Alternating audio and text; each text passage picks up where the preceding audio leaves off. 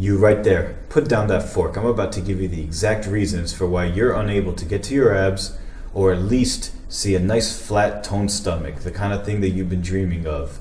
And in this video, I'm going to specifically talk about the forbidden food mentality.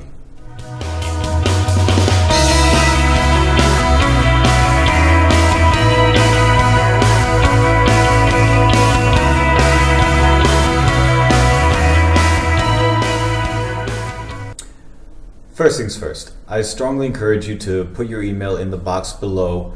It'll really help you if I can stay in your head, write more emails, show you more videos. Motivation.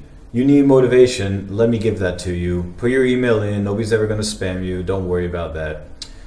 Also, before I can really get into the forbidden food mentality, I just want to give you a little bit of an introduction. Most fitness professionals, and they can range anywhere from self-proclaimed nutritionists to those certified nutritionists, registered dietitians, medical doctors, even guys with the PhDs.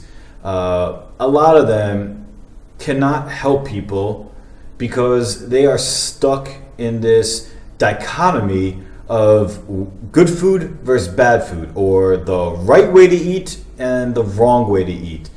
And I'm assuming that they're simply not invested enough in the success of their patients or clients, because I know that I am, and the more that I interacted with clients, the more that I started to ask, how do I actually get my clients to succeed?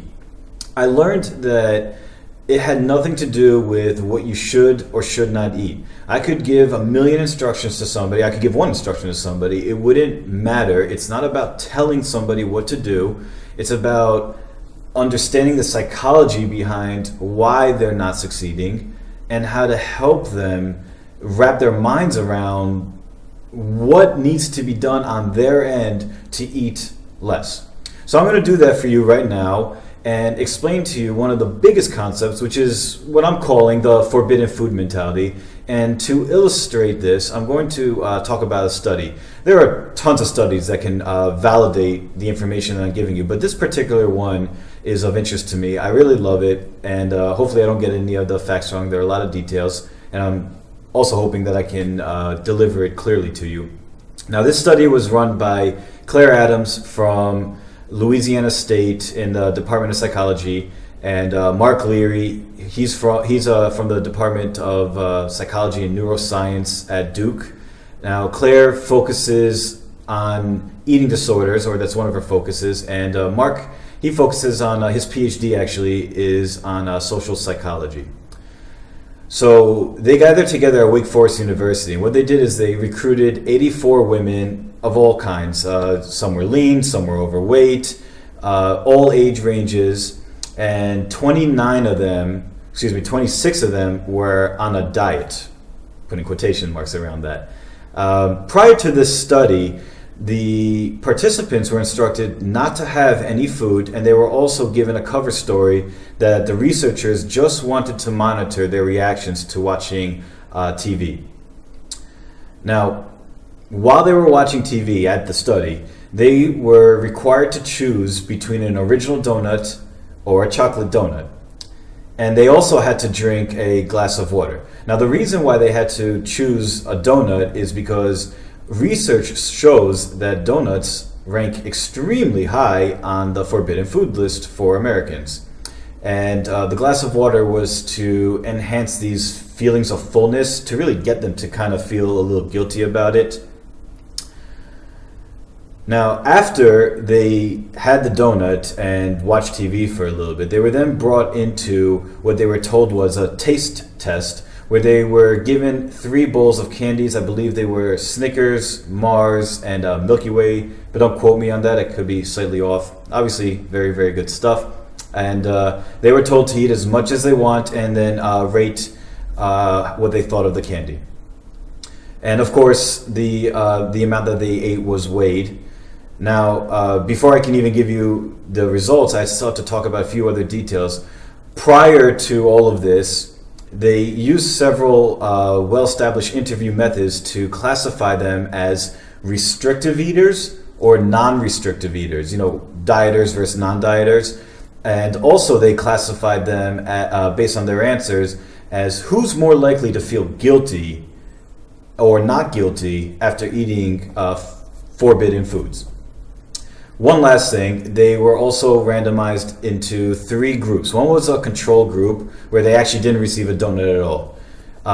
The second group, they got the donut and then they proceeded right to the test, the taste test. In the third and final group, they received the donut, but before going to the taste test, one of the researchers would come in and tell the participant, listen, I know you just had a donut and you're probably on a diet and you probably feel guilty because you have the donut, but I just want to tell you that it's okay to slip every once in a while. Everybody has some forbidden foods here and there. Don't worry about it. You'll be okay in the grand scheme of things. So they gave them what they called a self-compassion speech. Now you have all the details. Let's talk about the results. So I'm going to pull my little chart here. And I want you to know it is fairly drawn to scale, even though I didn't put numbers because I didn't want to make it too confusing. But let's start to look at this. First things first, the no preload group, the control group, non-restrictive eaters simply did not eat a lot afterwards. They really just, when you're not on a diet, you had your fill and you're happy, so you didn't have to eat that much candy afterwards. That's what it tells me.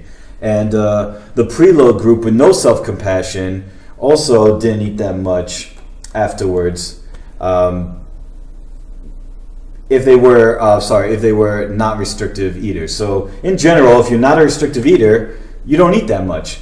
Ironically, though, the preload group that got the self-compassion speech, I guess it sort of talked them, hey, you know what? Since it's not a big deal, I might as well eat even more candy. So you can see that they actually ate about twice as much as the other 2 groups. But now, of the restrictive eaters, as you can see, when you are a dieter, or in this case, restrictive eaters ate a ton of candy after that donut when they were in the control group. I'm sorry, if they didn't have a donut, so if they were in the no donut group, or if they were in the donut group and did not receive a self-compassion speech. So they obviously felt somewhat guilty afterwards, and they enhanced those feelings by eating a lot more candy.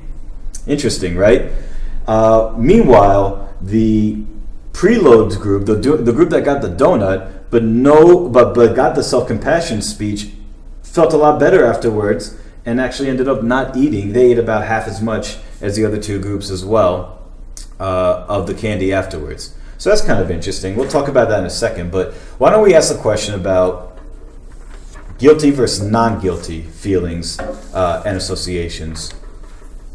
Now this I find to be the most interesting because what you see here is that the preload group and the self-compassion speech to people who generally don't feel guilty made them eat barely any candy afterwards.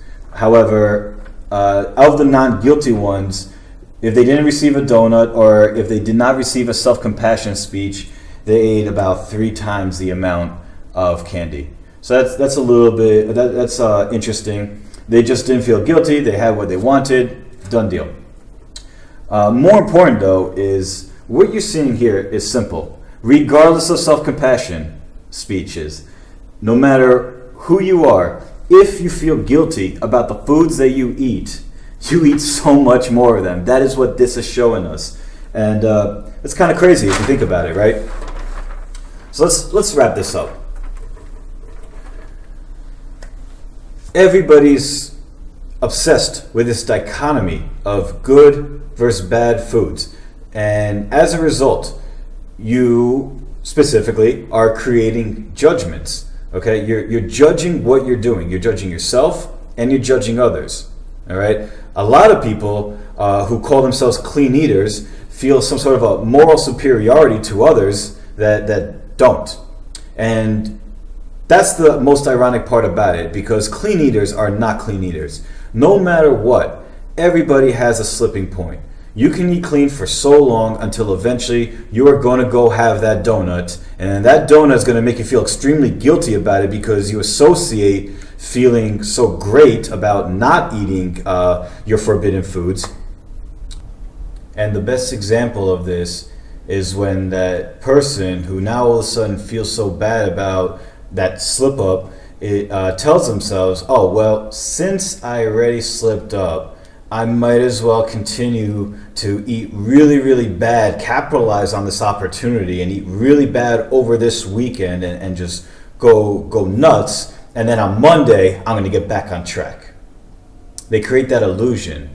But the problem is, the reason why I call it illusion is that pattern repeats itself over and over again. But in the moment, that person's telling themselves that it wouldn't happen again. This is why it is an illusion. And I'm going to talk about this more in the next video. And it just leads you to eat more and more and more and more. Whereas if you didn't feel guilty in the first place, you would have had your share and moved on with your life. So think about it. The real message that I'm trying to give you is that you need to let go of telling yourself that there's a such thing as clean eating, a such thing as a good way of eating and a bad way of eating, good foods versus bad foods. Because I would submit to you that there's no such thing, but you don't need to even pay attention to that. The more important part is, even if there is such a real dichotomy, even if there really is a differentiation between good and bad foods, you cannot stop yourself from eating these forbidden foods. You need to accept this. Now, I know which one of you watching this video, which is probably most of you, and you know if you're watching this video, that you feel extremely guilty when you try to eat clean and then you have that one night where you had some pizza or you had some chocolates or some cookies or some sugar. You feel really guilty afterwards, to the point where you start to convince yourself that you have all these negative feelings, like some sort of a metabolic stress. There are other studies that show that too. So why do you want to feel that way? It's not making you eat less anyway. It's causing you to gain weight over the long term, and you feel like crap in the process. All right. So I wanted to bring that to your attention, that even if you truly believe that there's a differentiation between healthy food and not healthy food, good food, not good food, you can't do anything about it. Once again, please sign up for the email list and stay tuned for parts 2 and 3, where I continue to talk about how psychology is so intertwined with your ability to get into those abs or flat stomach.